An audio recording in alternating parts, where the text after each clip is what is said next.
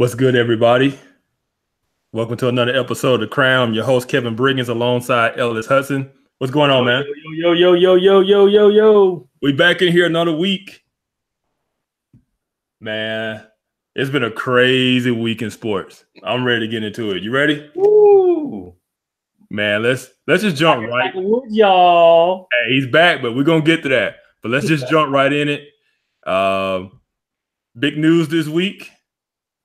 Actually broke today that Kelly Bryant at quarterback at Clemson decided to transfer out after Dabo named true freshman Trevor Lawrence the starter for the rest of the season.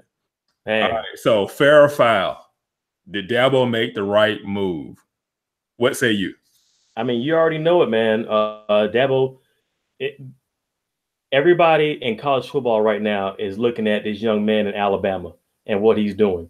And Dabo is looking down the road and saying, you know what? I got to make a move right now in order to compete with Alabama, because that Tua, he's a beast. So okay. So you calling this the Tua effect? I didn't know you were going there. Yeah, this okay. Tua. I think there's some credence to that. I do think if Alabama still had Jalen Hurts as the starting quarterback, that Dabo might not have felt the pressure to make the move when he made it. I do give Dabo credit for making the move, though. Number one, it take a lot of it's bold to start a true freshman over a senior, a fifth-year senior. Yeah. Somebody who sat and waited behind Deshaun Watson and then took you to the college football playoff last year and sitting here undefeated again this year. Yeah. And now you're making a change. I do believe that Dabo made the move when he did for Kelly Bryant to give him the opportunity to transfer out. Because if he hadn't, because Trevor Lawrence isn't ready. I watched that Georgia Tech game. He looked good, but it wasn't like, oh yeah, we have to go with this guy right now. I think Dabo knew, hey, game 6, game 7, he'd probably be ready. We'll go with him. But he went with him now for Kelly Bryant to have a chance to transfer out, because you got the new red shirt rule where you can play 4 games, maintain your red shirt, and then earn a year. And so he gave him that choice, and I commend Dabo for doing that. Yeah, absolutely. But I'm gonna tell you, Kevin, and I'm saying this today, September 26, 2018. Okay. Trevor Lawrence is the best quarterback in college football. See, now we're finna fight. Yeah, man. He is the best quarterback in college football. Let me tell you something. Dabo Sweeney is not a dumb guy. He's seen this young man throw the football in practice. And he's not the only one making this decision. You know, this is he's got $1 million, staff and assistants. And I mean, Clemson's a powerful school. So, this ain't no single man saying, I'm gonna make this move and see what happens. This was I'm telling you, they were probably up until 3 in the morning coming up with this decision not because of, the talent versus the talent. I'm talking about this young man is the best quarterback in college football. And I saw the game too now. And when Trevor Lawrence came out there and he made those plays, Dabo Sweeney was his biggest cheerleader. Chest bumping, high fiving, Yeah, that's Dabo being Dabo. Dabo does that. That's his man's. Nah, I need to go back to that statement you just said. Yeah. Trevor Lawrence, the best quarterback in college football. No, best in college football. It's the reason you already said that Dabo felt pressure to go with him. Because the best quarterback in Tuscaloosa. You can't lose in that championship game knowing that you had the best quarterback in college football on the bench. I don't see it. I know the hype that Trevor Lawrence came out of high school, but to me, he is the typical, he fits the bill. Don't take this the wrong way. Yeah. But scouts love quarterbacks who are built a certain way and look a certain way and throw the ball a certain way. Marcus Russell comes to mind. Yes. 6'5", tall in the pocket. Yep. Right. Cam Newton. Yep, absolutely. Yeah. And they go, oh man, this guy. But then you got Tua Tagovailoa, 6 feet tall. Yeah. You know, he's just not as attractive. Goes totally against. Huh? Yeah. Goes totally against what QBs are supposed to be. Absolutely. Absolutely. Yeah. There's a reason Russell Wilson went, third round. I get it, man.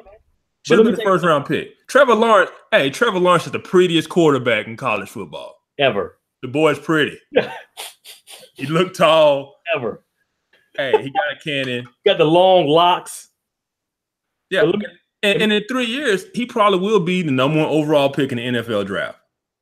Oh, yeah, by far. But today, he's not there yet. So let me tell you, man, last year, me and my buddy, we went and saw Trevor Lawrence at Cartersville play. And pre-game, we got there early because we wanted to see, it was a hyped up game, ESPN wasn't there, but we saw Trevor Lawrence, man, throwing the football 80 yards. Almost on the run, 80 yards. It was a beautiful spiral. Hey, I'll put it like, and this is another way I see it as well. It's all about recruiting, and when you're recruiting against somebody, you always try to be counter to that. Yeah. Right. So last year, Saban would not make that move to Tua. Right. Stay loyal to Jalen, right? What does Dabo come back and do this year? I'm going to show I'm willing to play the best player regardless, right? He can sell that in recruiting the kids. So he had a 5th-year senior, and he said, this kid is better. And now he can go on and say, no matter who's in front of you, you come to my school, you better than that guy, I'm playing you. Yeah. Alabama, Nick loyal. No. But you know what? I think it's a trend now. Yeah. I really do. I think it's going to be a trend now. It's a copycat league, same with the NFL. It's a copycat league. And these young boys, man, are coming out of these football camps, these elite 11s, and they are ready to play right now. Yeah. And we can transfer to our next topic off of this, but it's kind of what you're seeing in high school. It's translating up to the college level, the same offenses, same philosophies. Yep. And now the NFL are taking those same spread, RPOs. So they're playing these same systems from high school through college to the pros. And so they're coming in more ready to play right away than you did kids in the past. And you touched on it. We weren't on air yet, but you brought up a good point. I want you to repeat it again to everybody out there. You said something to the effect of, are you an athlete playing the quarterback role? Well, say it again now. Yeah. All right. So you have quarterbacks who are athletic. Yeah. Quarterbacks, but they're athletic and use their athletic abilities to play the quarterback position. But on the flip side of that, you have guys who are athletes playing the quarterback position. Yeah. Right. So are you a quarterback that's an athlete, or are you an athlete playing quarterback? Right. And when you look at Jalen Hurts, when you look at Kelly Bryant, they are clearly very athletic guys who are playing the quarterback position. Yeah. And in these new RPO systems, and you've seen it in high school ball for the longest time, where a high school would take the most athletic guy, put him at quarterback, and he just made plays. Make plays. Yeah. And so that system has somewhat translated to the college level, and it can be successful for a while. But it's a reason that those guys don't win championships, and it's the reason that doesn't translate to the highest level. Right. The minute you face a defense that can match up athletically and that's disciplined, they're going to shut you down. They're going to make it very difficult if you can't be dual threat and actually beat them in the passing game. You saw Deshaun Watson. Deshaun Watson was a quarterback that was athletic. Kelly Bryant's an athlete playing quarterback, and you saw the difference in what both of them were able to do against Alabama. It was a stark difference. So let me ask you this. So, is Clemson a championship team with Bryant? I say no. If not with Tua starting in Alabama. I mean, they had a hard time stopping or beating Alabama with Jalen Hurts. Yeah. I don't think Kelly Bryant, and he had opportunity to make throws in the Alabama game last year. He just doesn't make them. He doesn't see things. He's a lot like Jalen Hurts. He leaves a lot of throws on the field that he should have made. Right. As good as he was last year, and national media does a good job of hyping guys up, and they talked a lot about Kelly Bryant. But then you look at the numbers, 13 touchdowns, 8 picks. And and that's coming from Deshaun Watson, who I believe around 40 touchdowns and like 17 picks. He threw a lot of picks this last year, but that's a lot of production from touchdowns between Deshaun Watson to Kelly Bryant. And it's a lot, especially coming in college football when you're playing, cupcakes, you know what I'm saying, in the beginning of the season. Yep. You can pad those stats. Yeah, you're already throwing that many picks, man. Yeah. But, so, kind of go left a little bit, looking at UGA and Justin Fields, right? Mm-hmm. He was recruited last year, and, I think he maybe fits more of that mold of a Jalen Hurts, or a Bryant. He's very athletic.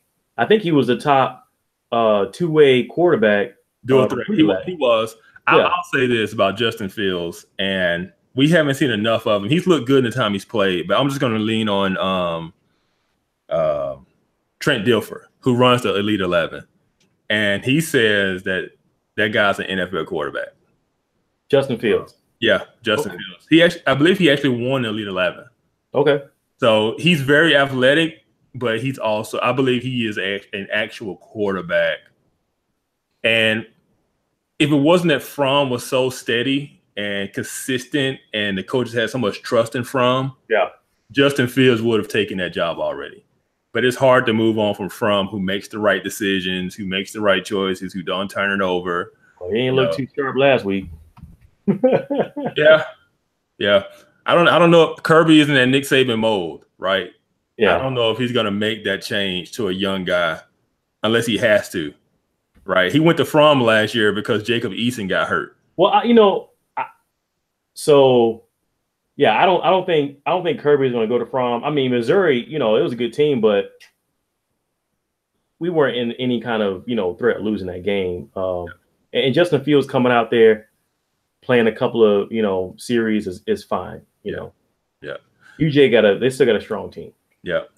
But we're going to use this to transition to our next topic, because we talk about Tua, we talk about Lawrence, we talk about Fromm, Fields. You have all these great quarterbacks that are kind of out there now, right? And that's translating up to the NFL, that next generation. Yeah. Right. So let's talk about that next generation of NFL quarterbacks, young guys who we're just really excited about. All right, so you got top 5 under 25 NFL quarterbacks. So what you got? Yeah, so my top 5, I got Carson Wentz starting it off. I mean, he looked great. His first game back from knee surgery. It looked like he didn't take any time off. I mean, he came in there and he controlled the offense. Super accurate. He's not as mobile as he was. I can tell that, he was a little bit jittery about that. But he's able to read the defense and get the ball out, So I got Carson Wentz at number 1. Man, I tell you who's kind of dropping, I still got him at number 2, and that's Deshaun Watson. So from last year, from what I saw, I really thought Deshaun Watson was going to compete for the MVP. Like, I thought he was going to be Patrick Mahomes. All I got to say is I took him in my fantasy league, so I had the same kind of expectations. Yeah. And here's the thing. Like, I watched that game, and, Deshaun Watson is making the plays. It's just that the defense ain't stepping up. His O-line ain't that great. Hopefully, we're going to talk about this later, but hopefully they can make a play for Le'Veon Bell, take a little bit of pressure off. I mean, they got the offense, but it just ain't clicking. Jared Goff, the Rams. Jared Goff surprised me. He surprised me. I was not high on him. I was not high. Coming into this season, even off last year, I just wasn't that high on him. Me neither. He won me over. Man, making the right plays, using his weapons. And that's a great team down there. Number 4, I got Patrick Mahomes. That's a little low, ain't it? Huh? That's a little low, ain't it? No.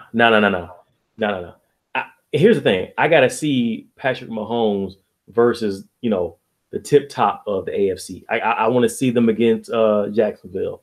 I want to see them, what they're going to do against New England, and not in September. Fair enough. Yeah. You need a bigger sample size. Right. I got you. And, we looking at September games. They haven't gamed against Patrick Mahomes yet. He's a new guy. So Andy Reid, smart coach, maybe one of the smartest other than Belichick. And that's a great system that Mahomes got into. So but he's number 4. Number 5 is really a tie. Okay. All right. So I got Jameis Winston. And my other person is Baker Mayfield. So I'm going to start off with Jameis Winston. Jameis Winston is a talented quarterback. I'm going to leave it. He's a talented quarterback who makes, I believe. Hold on. Let me write this down. Say it again. Yeah. Write that down. Write it down. So Jameis Winston is a good quarterback. He's okay quarterback. Looking at his stats, I mean, he's not, throwing a lot of interceptions. He doesn't make a lot of boneheaded plays on the field.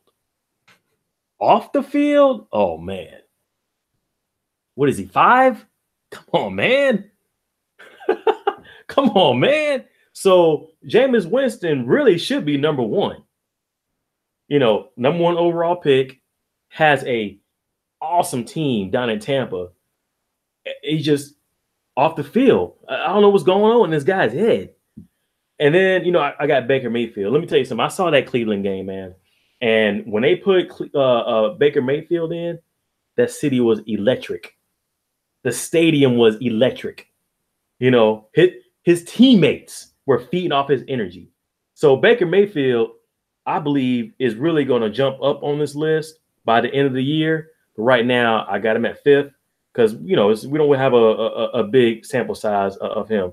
And Jameis Winston is actually heading south. Yeah. Okay. Good list. I can't really argue with the list.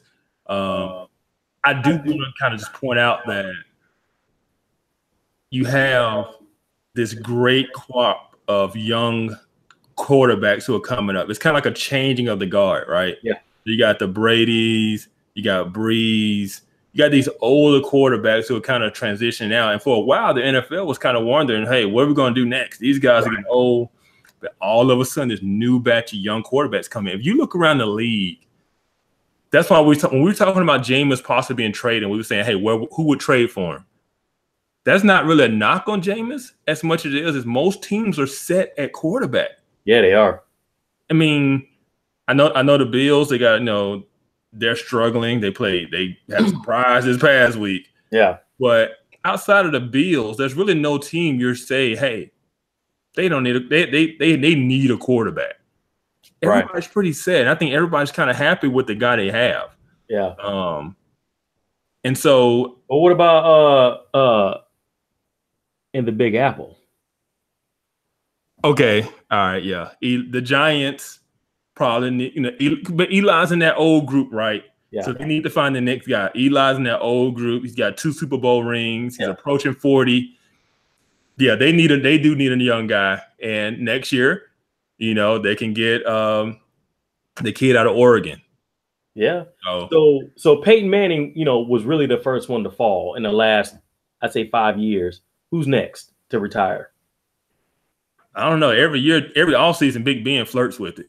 I know. So yeah. But he kind of, I think he saw that as a distraction. A key word again, distraction. Yeah. Who? Distraction. So he said, he hadn't said anything about it.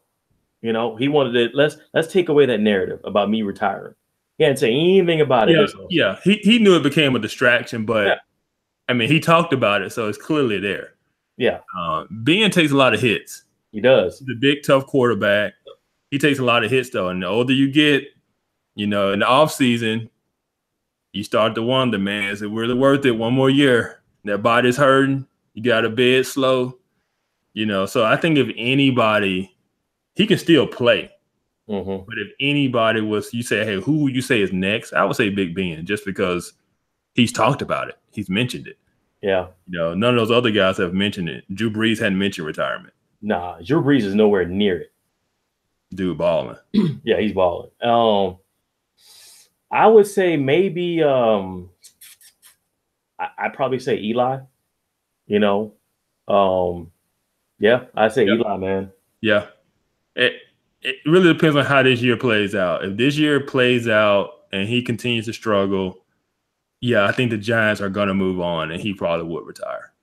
I tell you what, I read this this article, and it said that if Fitzpatrick plays this year out, that he'll retire at the end of the season.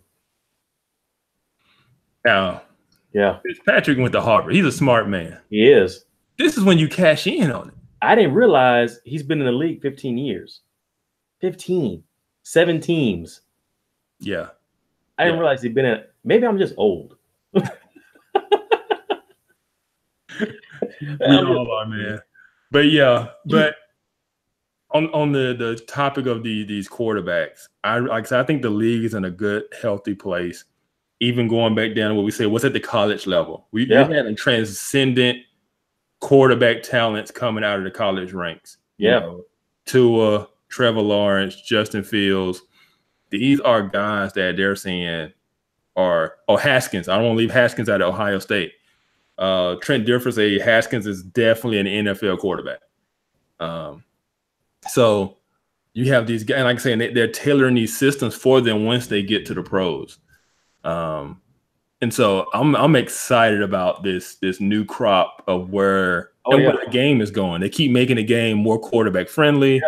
You know, we could talk all day about the new sack rules and you know, man, laying the quarterbacks down on a pillow, make sure they don't hurt themselves. Right.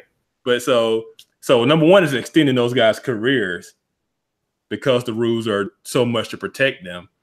But it's allowing these young guys to come in and have some early success because they're protected.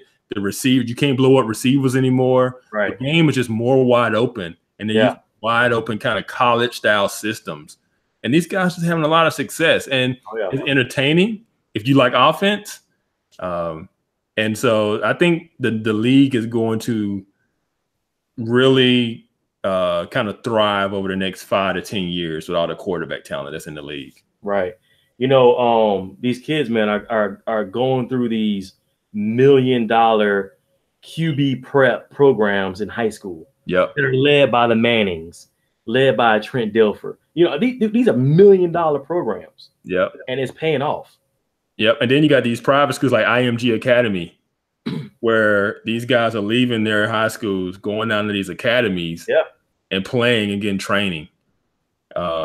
It's kind of what you saw in basketball for all those years. The AAU. Guys leave their high school, go up to Mount Zion and the Matha and all those other programs. These are just private schools. These are factories. And they're going down there, getting top-notch training, focusing on their trade craft and preparing for the next level. I agree. It's only benefiting the game. And you know what's common, man, with my top 5 under 25 is that, you know, they're all super accurate. You know, these guys aren't throwing 50% like a Vic or, you know, Kaepernick or, you know, these guys are accurate, mobile. Yeah. You know, they can get out the pocket. They can, you know, find the open man. I mean, keep the play going, you know, read the defense. You know, these guys aren't coming out, man. And I think that might be a problem with like somebody like a Cam Newton. I don't really see him reading the defense as much. You know, something breaks down, he takes off. But these guys now, man, they're reading defenses, you know, and finding that open man. Well, one thing too that a lot of these young guys have that Cam doesn't have, there's a lot of good offensive kind of young geniuses and creative play callers in the league right now. That's true too. He's got an older coach. The college level is bringing in high school coaches like Gus Malzahn and all these other guys are bringing these new ideas, new systems, it's starting to trickle up where guys are being very creative with how they drop their offenses. And, you know, you got the Philly Dilly, which was a high school play. Yeah. You know, the 2-point conversion. I mean, they're just getting very creative, and these your quarterbacks are benefiting from it. Right. The Sean McVays of the world. Right. Yeah. So going, 4 and 5 wide, somebody's going to be open. Yep. Like I say, in the game is about passing and rushing the pass from a defensive perspective. Yeah. Right. Yeah. Free snaps. These guys, man, these kids, man, are killing it right now. Yep. Killing, and they're exciting. Yep. I had goosebumps watching Baker Mayfield. That was a great game. Man, that was. And Baker's another great example, man. You look at that Oklahoma system he came out of, and wide open, hurry up, no huddle. And now he comes to the league, and he's able to make those same type of exciting plays because they're not sticking him with 2 tight ends and a fullback and 2 wides and saying, hey, go run this pro-style offense. Right. No, they're opening it up for these guys to play and play in what they're comfortable in playing in that they've been in since high school and college. Yep. Allowing them to transition better. Man. All right. So speaking of quarterbacks, this is a quarterback show. Gotta be. Let's look at the next topic. All right. So we talk about young quarterbacks. We're going to talk about an old quarterback and his team and the transition that they're in. And talk about Brady, who many consider the GOAT. So the Patriots are 1-2. They're in a position that they haven't been in a while. But at the same time, they're not at full strength. So the acquisition of Josh Gordon recently and Edelman coming off a suspension next week, will that make the Patriots the best team in the AFC? So I say absolutely. And some people are going to say, well, what about KFC? What about Kansas City? Kansas City, they always do this. They always come out 5-0, 6-0, 8-1, 9-2. They always do. And then they fold in the playoffs. I don't know if it's an Andy Reid play calling deal. I don't know if it's just the cold weather. I don't know, But I do know that Tom Brady and the Patriots are always there. Always. So, are they starting off on a rocky start? Of course. They're not at full speed. Tom Brady doesn't have a deep threat. He doesn't have, somebody to take the pressure off of Gronk. Josh Gordon is going to do that. Edelman is going to be in a slot and getting those balls. I think once they get those 2 in, it's a lock for New England. A lock. Yeah, I mean, I share some of your same excitement. I really like Jacksonville. Yeah. I really do. I got questions about Blake Bortles.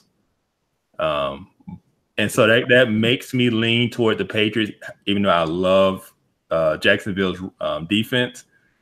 But if you're going to give me Josh Gordon on the outside, you're going to give me Edelman in the slot, and I got Gronk down the seam. That's a Madden team. That's tough. That's tough. And I still got guys like Hogan. Yeah. I still got Sony Michel at the backfield. Let me tell you something. I know all about Hogan. I know all about Hogan because he killed us in the Super Bowl. Yeah. Not to bring up old stuff, but I'm just saying. It's all right, man. It's all right. Yeah. And so, I mean, when I look at what this offense has the potential to be, and once you get a high-powered offense, it's only going to help the defense, take some of the pressure off that defense. That isn't the greatest defense this year. Mm-hmm. They weren't the greatest defense last year. They made the Super Bowl. Yeah. And so I do believe if Josh Gordon comes back healthy, stays out of trouble, Edelman comes off his suspension, man, it's going to be tough to stop that New England offense. I don't care who you are. Jacksonville, it doesn't matter.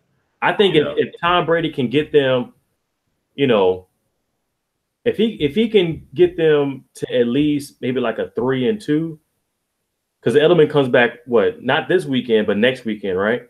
Yeah, game 5 he comes back. He had a 4-game suspension. If they're 3-2, at that point, good to go. Yeah, and I think they will. I mean, we've seen the Patriots start off slow before. Yeah. And rebound. We saw them go to Kansas City a couple of years ago and get blown out. And we was like, oh, man, what's wrong? And then nothing was wrong. Nothing. Right? They same old New England. And so until I see otherwise, I'm just gonna say same old New England. They'll be back on top and they'll pick it up. Yeah. Back to your Kansas City point that you made. I think this is a quarterback show, and I think the difference is quarterback. Check down Alex. He gets conservative. He doesn't make plays. But now you got a big cannon, young quarterback in Mahomes. I'm not expecting Kansas City to really have that fall off. Yeah, but see, but that looks good in September, right? Throwing the ball, wide receivers are warm. They're throwing the ball. Let me tell you something. Come December and January, them wide receivers ain't running like that. This is a young quarterback. This is his second year. This is actually his first season, playing quarterback. So, that's a lot to put on that young man's shoulders. And you're talking about the play. I mean, the game slows down, right? The season goes on, the game slows down, it gets colder, So a high-powered offense like that, they ain't playing in a dome. True, but you still got Kareem Hunt. I mean, Kansas City is brick in the wintertime. that wind is hawking. That is true. But I do think New England, once they get those pieces back, it's going to be tough to stop that team. Yeah, and New England gets better the colder it gets. Yeah, that's kind of weird, right? You think Brady slow down when he get cold, arthritis kick in, he kind of old. You would think. Nah. All right. So let's move on. Next topic. Woo! Man, been a long time coming. Man. Long time. I talked about Eldrick the last couple of weeks, and he finally came through. My boy Tiger came through. I watched Saturday, I watched Sunday, and Saturday he was on fire. He looked like the 2000 Tiger Woods. He jumped out 5 strokes ahead, and then on Sunday he started to look like 2013 Tiger Woods, and he playing conservative. Made a couple of mistakes. I was like, man, is this? I mean, he won by 2 strokes. I was like, is this it? Is old Father Time and caught up to him? Mm-hmm. But he was so far ahead that he was able to overcome these young guys that were bringing down his neck. Yeah. And let me tell you something, man. Watching golf is not fun. Tiger Woods is fun. He wears his emotions on his sleeve.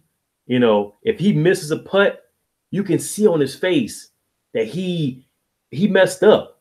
These other guys, these other young guys, they're like, man, whatever. I'm still getting paid. It's all good.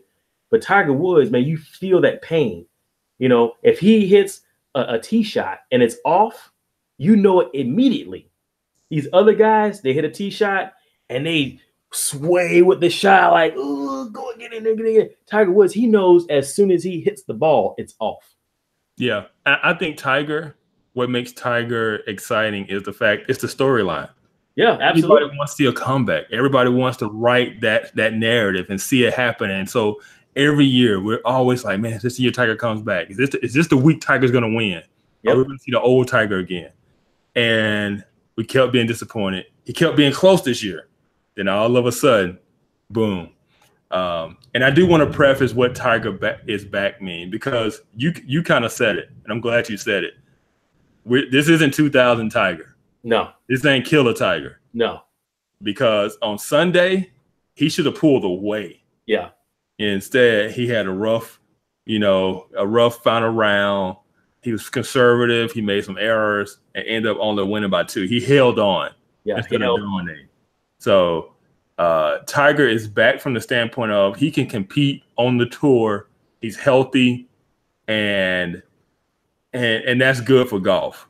Oh yeah, excellent for golf. I live in Augusta, Georgia. We got a pretty nice golf course that people might have heard of called Augusta National. Little tournament called the Masters here. Yeah, right. The Super Bowl of golf. It's gonna be crazy. I can't wait. Yeah, I can't wait for Tiger to come to town. Let me tell you something, Kevin. There are 2 people in the history of Earth that could take people away from Sunday afternoon football. That was Michael Jordan and Tiger Woods. True. Everybody was glued to that tournament. True. Transcendent talent, transcendent athletes for their sport. I mean, MJ took the NBA to another level. Yep. Tiger has done the same thing with golf. They both got the average fan to care about the sport and to watch and to tune in. Oh yeah, and that's something that before them you didn't have. No, and I'll add one more person to my group that can take people away from Sunday afternoon football, and that's my boy LeBron James. Man, I knew you was gonna go with that whackness. That's my dog, LeBron James. Hey, basketball season kicking in. They got training camps that started. We go get into some NBA talk. Man, LA already heating up over this GOAT discussion. People taking shots. Skip Bayless taking shots at LeBron. It's already started, man. It is about to be crazy. I love basketball season. GOAT. I'm glad can't nobody read it. Goat. Whatever. 3-6. Let me tell you something. My boy playing in LA right now. He is now part of that group. It's 3 of them now that could take away people from watching Sunday afternoon football. And now they can watch that. Now the whole world's LA Lakers fans. No. My boy Bron. Nah. Everybody knows MJ's the GOAT. Everybody knows that. But like I said, that's the discussion for another. Oh yeah, day. We'll get into that. I'm not a LeBron hater. LeBron is he's the biggest star of our day. Yeah. Right. But he ain't Mike. That's all I'm saying. Yeah, we'll get into that later. Yeah, we will. We will. All right. Back to the gridiron. But down to college. So we had week 4 of our rankings come out. I appreciate everybody who participated in the polling. And then we had a little shakeup this week. Stanford moved up, got in the top 5. They had a big win over Oregon. That was a great game. I think Oregon blew that game, but at the same time, you gotta give Stanford credit for winning. And so you had Stanford move up to the top 5. Oklahoma struggled with Army, and that dropped them out. They got bumped out the top 5 because of that. Big takeaways from college football this week. Man, what Alabama did to Texas A&M was embarrassing. When you look at how A&M played Clemson and you look at A&M play Alabama, you're like, man, there's a difference there. Yeah. It's just a difference. The pressure that Tua puts on teams to score is just ridiculous because A&M got down there and they had to set up for some field goals, but then Alabama came back and got touchdowns and the lead kept growing. And before you knew it, it was out of reach. Yeah. I mean, actually, man, Alabama, they could have easily scored 60. They should have down in the 4th. Absolutely. And we're going to talk about that later because it affected my locks. And me and Saban going to have a talk. Messing up my locks. We talked about Clemson, LSU. LSU didn't play well this week. Notre Dame had a game at Wake Forest. It was a pretty uneventful week in college football. Yeah. I was definitely unimpressed by LSU, man. I think LSU is super overrated, and they should have destroyed Louisiana Tech. Yeah. But I do want to give props to a couple of teams that stepped up this week that surprised me because we're going to get into my locks, but one of the locks I picked was TCU over Texas, and Texas came out and just proved me wrong. I wasn't buying them. I wasn't drinking the Kool-Aid. I wasn't buying the USC win, but I got to give Texas props for stepping up and just really taking it to TCU. Second week in a row, Texas looked impressive. I got a feeling they're going to jump into our top 12. Mm-hmm. And the other one, I see you cons on there, Kentucky, man. Kentucky. What are they drinking? Put some respect on their name. What are they drinking in Kentucky, man? Man, hey, Stoops got those guys. Man, they finally look like an SEC team. Yeah, up front, and that's always the difference. And this year, Kentucky, man, that defensive front is nasty, and they gave the business to Mississippi State. Yeah, everybody laughed at Florida when Kentucky went down to Florida and just dominated them up front. And everybody's like, man, Florida is horrible. Florida sucks. But then they come in and do it to Mississippi State. Yeah. You got to start looking like maybe Florida's just not that bad. Maybe Kentucky is good. I mean, they got 2 tough games coming up. They got South Carolina and Texas A&M. Yeah. No, I still think Texas A&M is a good school. No. Texas A&M just played 2 of the top 3 teams, 3 or 4 teams in the nation. Yeah, it's still a good squad. Yeah, absolutely. Yeah. Texas A&M is going to beat a lot of teams in their schedule. So Kentucky, let's say they beat the next 2 games. Are they ranked now? Yeah, I mean, they're ranked now.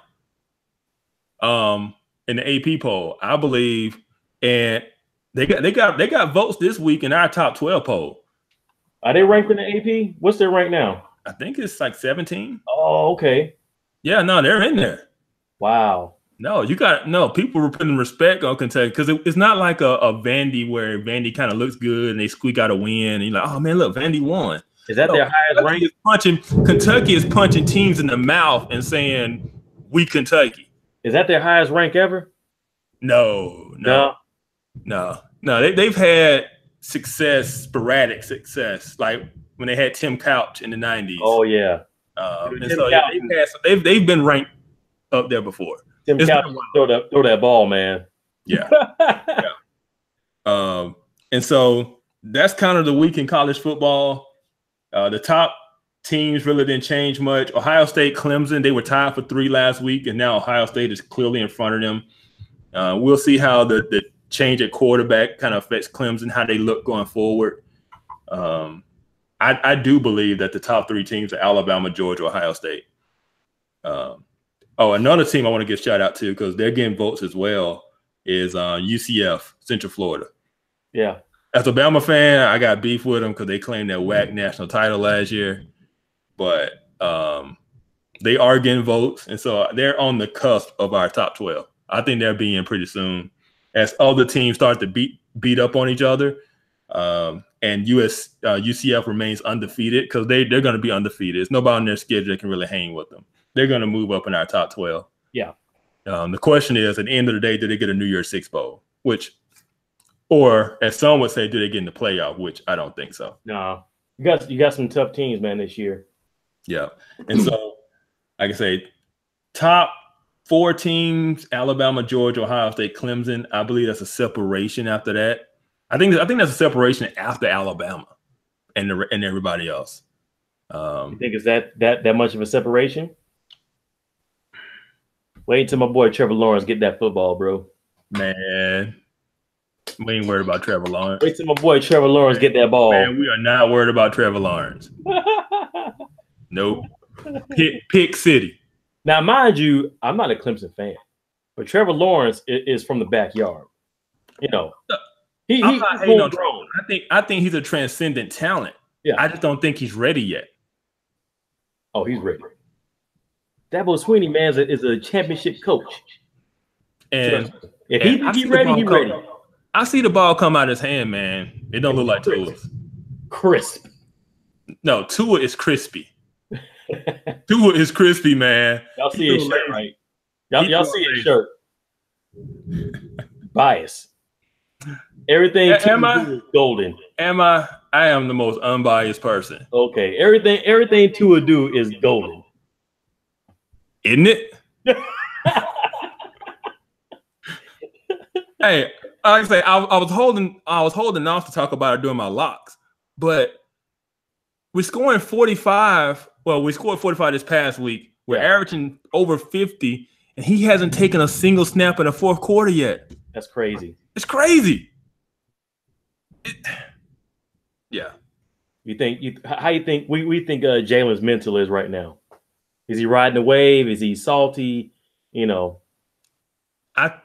you think he wish he had transferred like Brian is, or what do you think? No, they're in different positions. Bryant's a senior. Jalen still has another year, so the pressure to leave isn't there, and he graduates in December. Yeah, I think graduating is important to him. I think he just knows he got beat out by a better guy.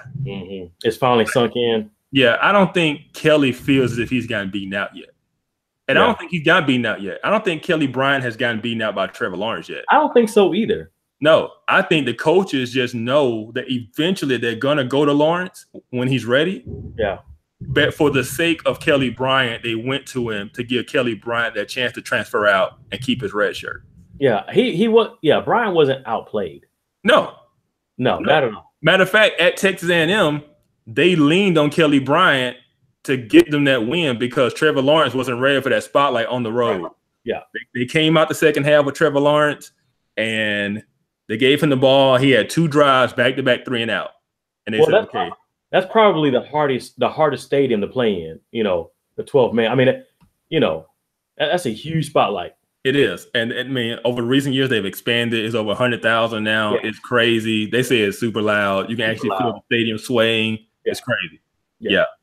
So, but with Clemson's upcoming schedule being soft as tissue, they got time to get him ready. They got time to get him ready. It is, man. It's charming. So it's horrible. Wait, so Bama's schedule is any different? Absolutely. Come on, man. Hey, I'm not. Hey, as my boy Chris Carter would say, the NFC South, man. I'm not saying we're in the NFC South, but we still got LSU at LSU. We still got Auburn. We still got Mississippi State. We still got Georgia possibly in the SEC championship game. Y'all ain't played them yet. Look, put it like this: they did the FPI numbers. Clemson's toughest game on their schedule remaining is at Boston College. Every other game on their schedule is an 80 to 90% chance of win. Yeah, in the FPI. That's charming. that's BFI. That's trash. Oh, they got Duke. Exactly. But no. I do gotta give Duke some credit, man. I think Duke is for real. I think Duke is kind of like Kentucky, man. Yeah. I think people are sleeping on Duke. Duke's a good football team. What was that year? What was that? 2 years ago when they won 10 games? I think it's a little bit longer than that, but yeah, they had it. Yeah, they did. All right, man. So we've talked a lot today. We gotta talk about our locks now. Oh man. But before you get into the locks, I want to say this. Don't feel bad. I've been listening to a lot of national guys. Everybody's struggling with picks. Yeah. I was listening to everybody this weekend. Everybody was apologizing. Hey, guys, I know it's been rough. I was listening to this one radio show. You know how they bring in these national guys? Yeah. They're all they're from Jersey. Like, call my picks as a winner. You got all the winners this week. Just call. Yeah. Man, this guy, he picks 3 games a week. And through the first 3 weeks, he was 2-7. Wow. And he's a professional. And I'm telling you, there's been no consistency in anything, college or pro. It's been very, very difficult. So don't feel bad about struggling. So talk about last week and then get into this week. I'll start off with I picked Iowa to beat Wisconsin. I know it was in Iowa actually, and I watched that game, and Wisconsin really didn't impress me. Iowa was up in the fourth quarter, and Wisconsin came back, man, 14 points, 14 unanswered points, and they came back and beat Iowa. So I lost there, and then golly, man, my Atlanta Falcons. When you gonna stop? Dude, when you gonna learn, man? Golly, I don't know what's going on, my boys, man. So. High scoring game. New Orleans defense sucks. But let me tell you something. Against Atlanta, they look like 85 Bears. hey, Akil, he's offended, man. He's a Saints fan. We couldn't tackle nobody. Like Drew Brees gave us the spin stick. You know what I'm saying? Drew Brees, bro. He's never done that in his career. And he did it on 2 of our guys. True. But I was listening to some pregame guys. I forgot who it was. And they would say, anytime Drew Brees is playing Atlanta, he's going to put up at least 30. Yeah. It's just a thing. It's a thing. And Matt Ryan, too. These guys play great football. And Matt Ryan has had the best of Drew Brees last couple of years. I think he's like 3-1 last 4 years. So, Matt Ryan, we've had our fair share of wins in this series, but last weekend, man, Atlanta, we haven't found our identity yet. We don't know if we're a run team. We haven't really, counted on our defense. Like, we don't know who we are yet. Yeah. You're also beat up. You're also beat up on defense too. Yeah. All right. And so this is going to be the rule for us. Me and you. We got to protect ourselves. You can no longer lock Atlanta. Yeah, I'm done. And I can't lock Alabama. Yeah. No more. Yeah. All right. So what else you got? All right. So then last, this is a huge game. I had Tampa Bay over Pittsburgh. Now, I knew it was going to be a high-scoring game. Fitzpatrick, he came through. He started off strong, and then he just turned into the normal Fitzpatrick, throwing picks. Pittsburgh's defense sucks too, but they came through, man. They came through. They put pressure on Fitzpatrick, intercepting the ball. Forcing him into bad plays. That was a great game. That was probably the best game of the weekend. Yeah, it was the best game of the week. I mean, outside of Atlanta, New Orleans was also a great game. Between those two. Yeah, between those two. Big Ben, he's looking sharp, man. Connecting with Antonio Brown. Antonio Brown looking sharp. But great game. Pittsburgh pulled it out. Tampa Bay was trying to come back late in the fourth quarter, and they didn't have enough time. If there was a fifth quarter, I think Tampa Bay probably would have won, but it's not. So, all right, what else? I was 0-3, and you want me to go ahead and go into the next my next lock, or you want to do yours? I tell you what, I'll run over mine from the past week. Yeah. So I was 1-2 because, like you, I'm not a homer, and y'all gave me a hard time for picking KC over my Niners. But I'm a realist, right? And so I covered there. I got that. KC, it's on a whole nother level. Whole nother level. Yeah. Where I lost was, I wasn't buying the Texas Kool-Aid, man. I was like, I'm not buying Texas.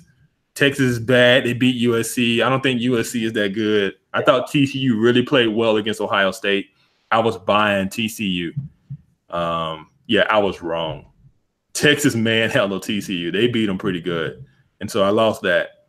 And then I said, okay, I think this Bama team is special. I think Tua is special.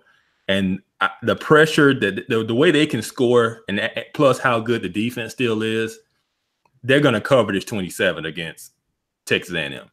I locked it. I was like, Bama's going to cover the 27.